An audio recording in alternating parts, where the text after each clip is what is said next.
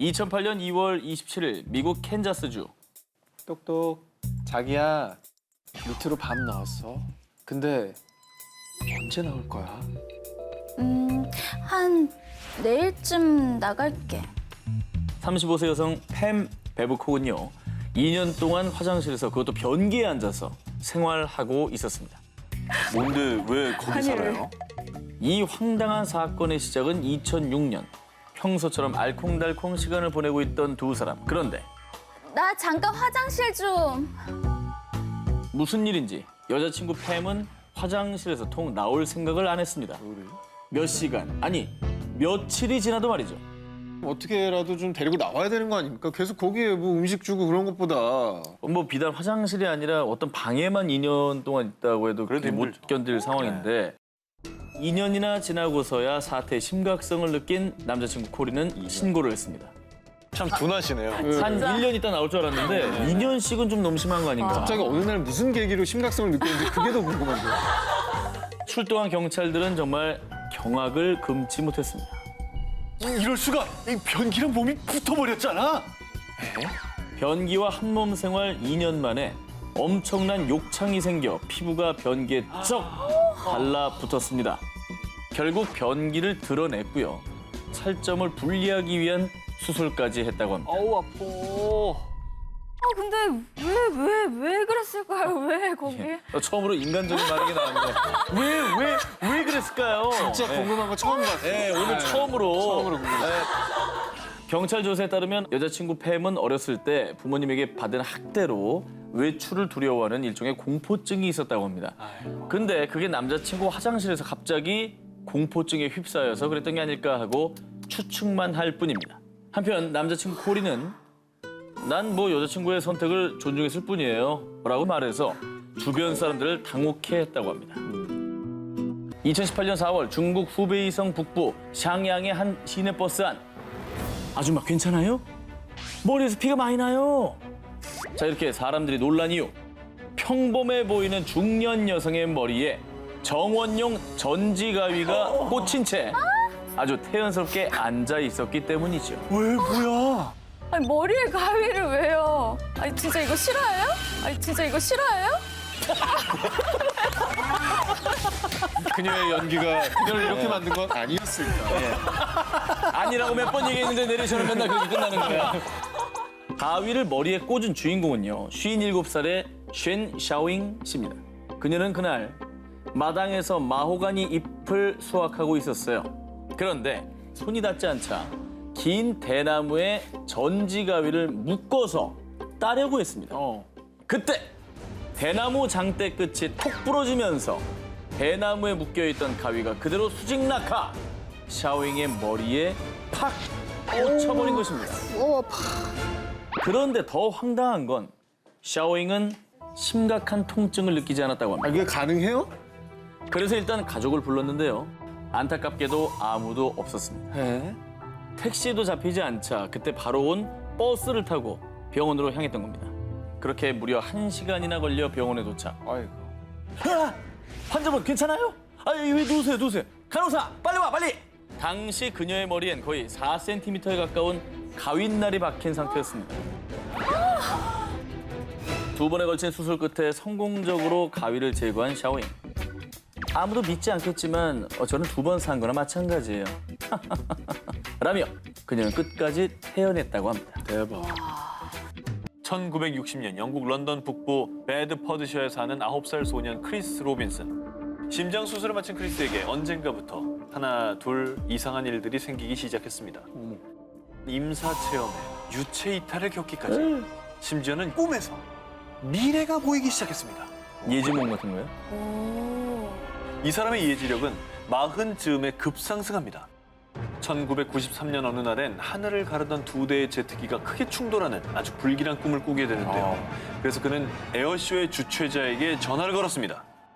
당장 중단하세요. 분명 사고가 날 거라고요. 제가 꿈에서 봤어요. 단순히 장난 전화로 생각한 에어쇼 관계자는 대수롭지 않게 전화를 끊었는데요. 그런데 몇 주 뒤 영국 페어포드 공군기지에서 열린 에어쇼에서 실제로 2대의 제트기가 충돌하는 사건이 일어난 겁니다. 오 마이 갓.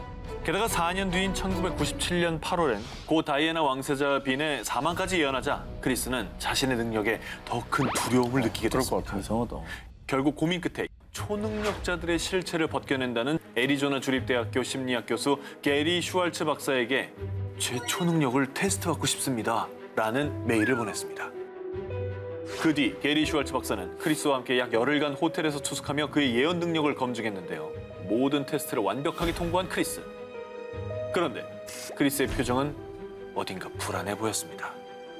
크리스 씨, 무슨 일입니까? 안 좋은 꿈이라도 꾼 거예요? 한참 초조해하던 크리스가 고민 끝에 내민 한 장의 그림. 뭐 아, 911? 트윈타워. 어떡해. 아, 말도 안 돼. 저거를 미리 그렸다고, 저거를? 미리 그린 거죠. 에이. 지금 무섭죠? 2001년 무려 3,000명에 가까운 사상자를 낳은 9.11 테러. 그러니까 이 사건을 1년 전에 예견했던 겁니다. 소름 돋아, 소름 야, 돋아. 야. 그냥 말로 한 게 아니라 적어놓은 걸 보니까 확 믿어지네. 아니, 빌딩을 두 개를 그려놨잖아. 그래서요, 미 중앙정보국 CIA에서 대형 범죄를 예견하고 범인을 색출하는 직책을 맡기도 했고요. 또 자신이 예언하는 모든 내용을 SNS와 홈페이지에도 게재합니다. 좋은 일이죠. 전 세계인들에게 21세기의 노스트라다무스로 통하며 지금 이 시각에도 지구 곳곳에서 벌어지는 크고 작은 일들을 예언하고 있다고 합니다. 암 선고를 받고 수술대에 오른 한 남자. 그런데 정말 말도 안 되는 일을 겪게 됩니다. 거짓말 말도 안 돼! 이런 한 잔 처음이야! 자, 과연 전무후무한 이 암덩어리의 정체는? 2014년 영국. 40대인 A씨는 1년 전부터 원인 모를 잦은 기침과 통증으로 병원을 찾았습니다. 아, 기침할 때마다 폐 쪽이 너무 아파요. 훅훅도 쑤시고요. 진료에 들어간 의사 모하메드 무나바는 상태를 듣고 곧바로 검사를 진행했는데요. 그런데 엑스레이 정밀 검사 결과 오른쪽 폐 아래쪽에서 큰 덩어리 하나를 발견했습니다. 저 정도 크기면 되게 암 중기 아니에요? 되게 큰데. 의사 무나바는 환자의 상태를 보고 폐암 혹은 기관지 암이라고 판단했고요. 게다가 박테리아 감염까지 더해져서 무척 위험한 상황이라고 판단했습니다. 목숨까지 위험할 수 있어요. 당장 수술해야 됩니다. 자, 그리고 수술을 앞두고 황급히 기관지 내시경을 통해 조직 검사를 진행했는데요. 그런데 검사에서 밝혀진 종양의 충격적인 정체. 뭐야? 암덩어리라고 생각했었던 덩어리의 정체는 바로 장난감. 뭐야? 저걸 왜 먹어? 뭐? 저거였어요? 뭐 어머, 저 도로공사 표지판처럼 생긴 저거? 아니 저게 왜 폐에 들어가 있어요? 자, 대략 1cm 크기의 원뿔형 도루 표지 장난감이었습니다. 어이없다. 장난감이 왜 저기 들어가 있어요? 그렇죠. 네. 폐에 장난감이 들어간 이유. 사실 어릴 때 본인이 장난감을 삼키던 버릇이 있었다고 합니다. 그래서 7살 생일에 선물 받은 장난감을 가지고 놀다가 자기도 모르게 삼켜버려 그게 기도로 넘어갔었던 겁니다. 의사들도요. 이 정도 크기의 플라스틱 조각이 40년 동안이나 폐에 있을 수 있는 건 절대로 불가능하다고 했습니다. 식도로 들어간 게 아니라 기도로 들어갔다고요? 그러니까 막혀서 사실 숨이 막혀서 죽을 수도 있을 뻔한 그런 위험한 상황이었던 거죠. 자, 아무튼 결국 A씨는 폐에서 장난감을 꺼내고 다행히 건강을 되찾았는데요. A씨는 이런 말을 남겼다고 합니다.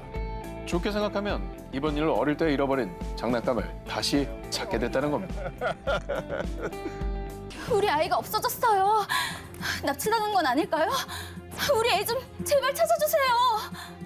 하루아침에 사라진 호주의 한 소년. 소년을 찾기 위해 학교 선생님들 그리고 경찰들까지 출동했는데요. 자, 그런데 소년이 있던 곳은 호주에서 무려 약 5,000km나 떨어진 발리였습니다. 에이? 인도네시아 발리요? 네. 그럼 진짜 납치당한 거예요? 엄마, 방학 때 발리 또 가요. 내 친구들 또 간대. 이번엔 못 가. 얼른 들어가서 공부나 해. 자, 이렇게 지난 방학 때 갔었던 발리를 또 가고 싶었던 드류. 그런데 자신이 아무리 쫄라도 엄마가 단호하게 나오자 12살 드류는 그 누구도 상상하지 못한 엄청난 계획을 세웁니다. 바로 혼행. 혼자 여행을 가는 거였죠. 12살이면서요. 초등학생이에요. 와, 이거 가능해요? 자, 12살 드류의 나홀로 발리 프로젝트. 일단 여행에서 가장 필요한 게 바로 money, 돈이겠죠? 그럼요.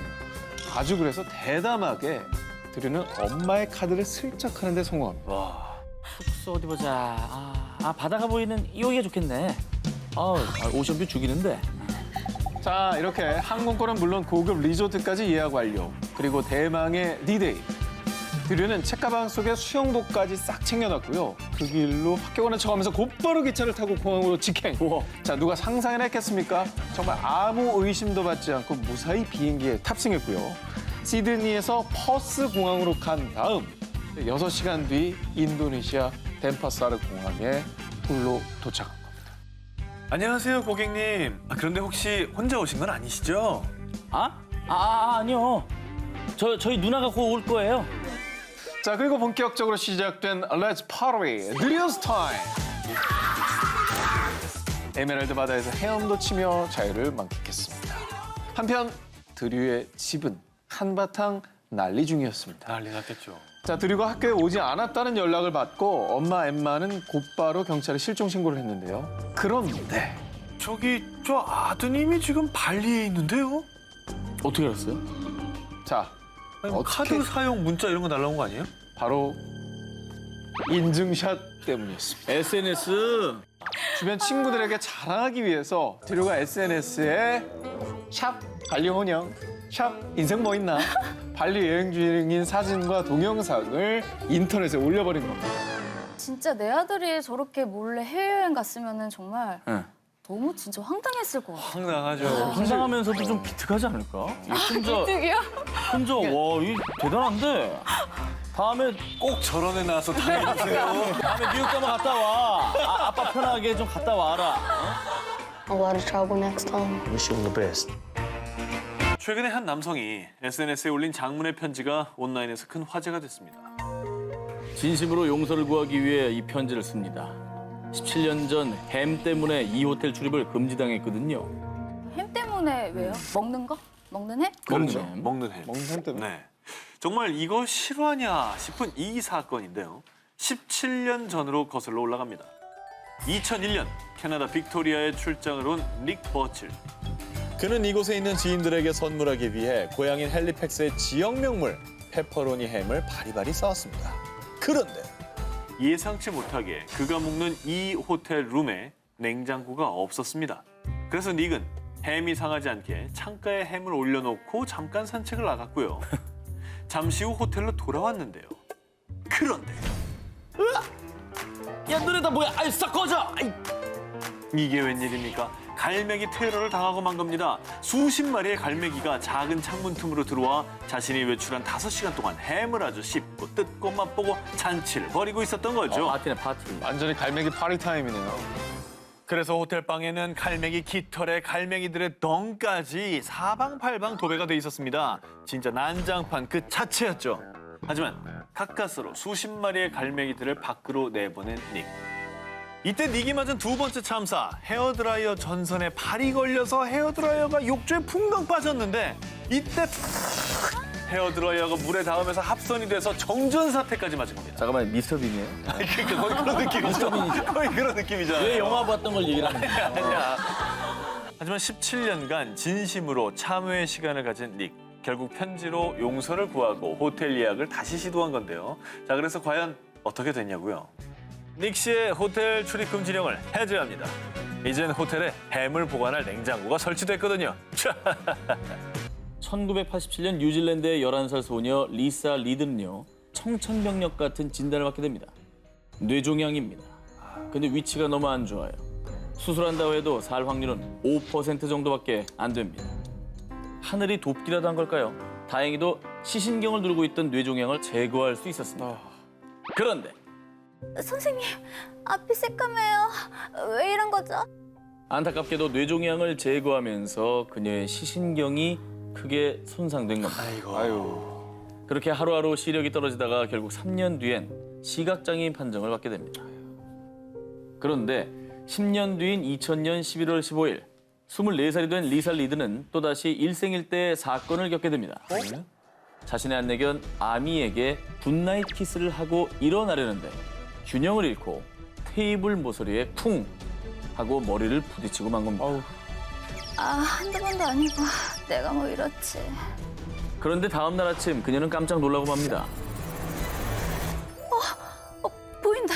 보여. 창문을 통해 들어오는 햇살, 바람에 나부끼는 커튼, 게다가 무려 10년 만에 아름다운 숙녀로 변한 자신의 모습을 볼 수 있게 된 리사 리드. 야, 대박. 이거 머리에 꽝 부딪히면서 뭐 신경이 뭐 어떻게 돌아온 거예요? 영화에서나 가능한 일이죠. 그러니까. 아니, 뭐 고장난 영화에서. 기계 가끔 막 탁쳤을 때 그쵸. 딱 돌아오는 것처럼 예. 기적이 일어난 거네. 눈이 보이자마자 곧장 병원에 가서 검사를 받았는데 이건 기적이에요. 왼쪽 시력 80%가 회복됐어요. 라고 진단했다고 합니다. 서프라이즈 마무리로 치면 그거네요. 그녀의 의지가 이렇게 남은 거 아니었을까? 맞네. 올해 4월 19일 하와이의 한 평화로운 휴양지 카우아이 섬에서 20살 청년 딜런 맥윌리엄스는 보디보드를 즐기고 있었습니다. 그런데 그때 무려 2m 길이의 뱀상어의 공격을 받은 딜런은 오른쪽 종아리를 콱 물려서 피를 철철 흘리면서도 꼭 살아야겠다는 의지 하나로 간신히 헤엄쳐 나왔습니다. 아유, 어떻게. 어머머. 크게 다쳤네 진짜. 겨우 목숨을 구한 딜런. 그리고 다행히도 뱀상어에게 물린 종아리는 봉합수술 끝에 절단을 면할 수 있었습니다. 아유 다행이다. 그런데 딜런이 이렇게 죽음의 문턱에서 살아 돌아온 것은 이번이 처음이 아니었습니다. 3년 전 미국 유타주에서 하이킹을 즐기던 딜런. 뭔가 다리를 날카롭게 깨문 듯한 느낌을 받게 됩니다. 그것의 정체는 단 2에서 3mg의 독만으로도 성인 남성을 사망에 이르게 할 수 있다는 방울뱀이었습니다. 아유, 어디 다니면 안 되겠다, 저분은. 아유. 하지만 이때도요, 정말 운 좋게 곧바로 병원에 이송됐고요. 목숨을 건질 수 있었습니다. 그런데 말입니다. 정말 믿기 어려우시겠지만 딜런과 독한 맹수들의 악연은 거기서 끝이 아니었습니다. 2017년 7월 어느 날 미국 콜로라도주로 캠핑을 떠난 딜런. 캠핑을 또 갔어요. 캠핑을 가. 내가 딜런이면 캠핑에 캠짜도. 그냥 실내 테마파크 이런 데나 가지. 아 정말. 텐트에서 자다가 갑자기 목덜미가 잘려나가는 듯한 아픔에 눈을 떴습니다. 뭔가에 목덜미가 콱 물린 것이었는데요. 약 136kg의 육중한 흑곰이었습니다. 아니, 맛있는 냄새가 나나? 왜 이렇게 물어? 흑곰에게 물린 채 질질 끌려가던 딜런은 와, 이번에는 진짜 죽을 수도 있겠다라는 생각을 합니다.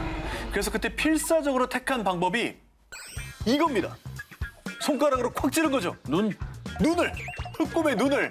아니, 눈이 멀 텐데, 커서 얼굴이. 그럼 이렇게 찔렀나 보죠. 이게 안 될 텐데. 흑곰이 고통에 몸부림치는 그 틈을 타서 이번에도 겨우 도망칠 수 있었다고 합니다. 무려 3번의 죽음의 위기에서 탈출한 딜런은요. 저는 운이 좋은 사람이라기보다는 불행한 상황에서의 운이 좋은 것 같아요. 라는 말을 남겼다고 합니다.